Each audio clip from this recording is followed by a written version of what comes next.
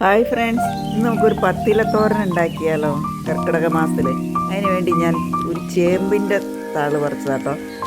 ഇതെന്ന് പറഞ്ഞിട്ടുണ്ടെങ്കിൽ ചൊറിയാത്ത ചേമ്പാട്ടോ. ഇതിൻ്റെ ഇല കണ്ട, പിന്നെ ഉള്ള ഇലകളൊക്കെയാണ് ഇതൊക്കെ.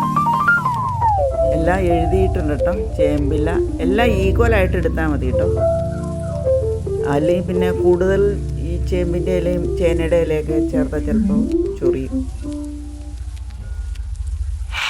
അത് കഴിഞ്ഞതിന് ശേഷം അതിനകത്ത് അല്പം വെളിച്ചെണ്ണ പുരട്ടി ഒന്ന് വയ്ക്കണം കേട്ടോ. എങ്കിലാണ് അതിനൊരു സ്വാദും ഒക്കെ കിട്ടാനും ചെറിയാതിരിക്കാൻ. പിന്നെ കടുക്, അരി ഒക്കെ ഇട്ട് വറുത്ത് എല്ലാം ചേർത്ത് ഉപ്പും ചേർത്ത് മഞ്ഞപ്പൊടിയും ചേർത്ത് മൂടി വെച്ച് വേവിക്കുക. അതിന് തേങ്ങ പച്ചമുളക് ചേർത്തത് മൂടി വെച്ചിട്ട് കുറച്ച് നേരം തുറന്ന് വെച്ച് അതിൻ്റെ വെള്ളം ഒന്ന് അങ്ങനെ പത്തിലത്തോരൻ റെഡി. എല്ലാവർക്കും നന്ദി.